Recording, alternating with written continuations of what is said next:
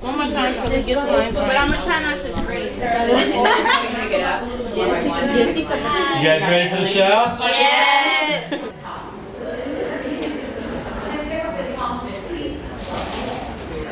Stand tall, take a breath, it's okay. This is for you, this is gonna be fun.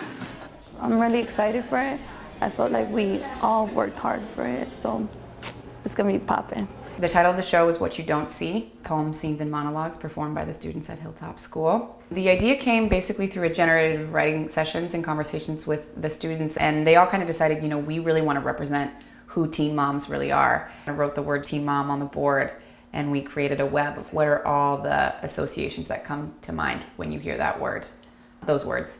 Your own, other people, and from that came all of the judgments, all of the hopes, all of the fears and joys and things that motivate them. And then we take these ideas and like, well, let's freeze, and then now how can we turn this into a scene? Excuse me, lady, you shouldn't be talking about respect when you're after costume and seen on the bus. Damn, she doesn't matter.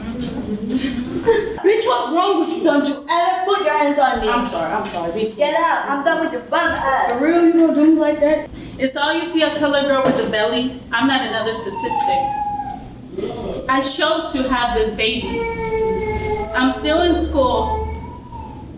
I haven't given up on my education, and I'm not gonna give up on my dreams. We had the great privilege of working with Tristan Cunningham, who came to us through our collaboration with A.C.T. Tristan would come in and do improvisation work with the students. We'd use lines of their poems sometimes, or the like mini scenes that they'd written, and put them on their feet. Mom, how could you let them take me? I hate you, Mom! I'm sorry for your inconvenience, Miss Hart, but this is what's best for Monica. No, don't touch me. Wait! Wait! You said you liked me, but I was afraid to tell you the same. You came to visit me at school. I looked at you, you looked at me. You gave me butterflies. I'm working 2 jobs. I'm going to school every day. I'm waking up in the middle of the night when my child cries. I'm up at 6 a.m. struggling to wake our son up, changing him and getting myself ready while you're sleeping in. Now, she's that woman. Sunstruck brown, sitting down on the concrete at 16th and Mission, a cigarette in her hand, her hair everywhere, and the look in her eyes like someone died inside, smelling like sweat, and the day after drinking.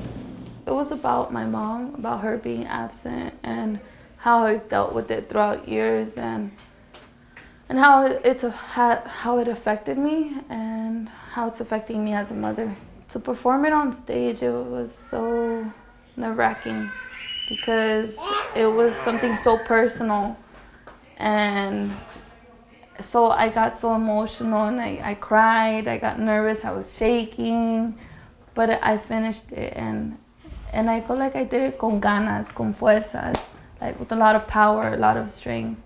And it was just like a form of like distress, you know? After I read it, I felt so good, so strong. The most challenging thing was trying to memorize the lines and how to use props, how to improv, and just coming up with a scene. After I performed, I felt brave. I felt like I got something off my chest. Porque yo cuando estaba leyendo el poema estaba súper nerviosa y creo que de los mismos nervios me daban ganas de llorar. Y pues pensé que eso estaba malo, pero al final cuando las personas vinieron y me dijeron que se sintieron identificados, sintieron la emoción del poema, me sentí feliz porque pensé que estaba haciendo algo bien. I hope that people walk away from this show knowing that just because we're a teen mom doesn't mean we've messed up our life. It means we've just met a little early. I think the people learned that we're resilient and we go through so much, but like we're still with our head up. We're not gonna stop. We got goals. We got big goals. We all learn something new from each other, and we all help each other to be strong in that moment that we're gonna present. My name is Selena, and I deserve to be heard. My name is Christine, and my voice deserves to be heard. and I deserve to be heard. It's really important to me that students feel affirmed, and so we, in our sessions together, have just sat around and read poems to each other and shared like, hey, this is what I appreciated about what you read. This part, that line really inspired me. That image was really beautiful. That they get into the habit of doing that to each other and expressing how others affect them.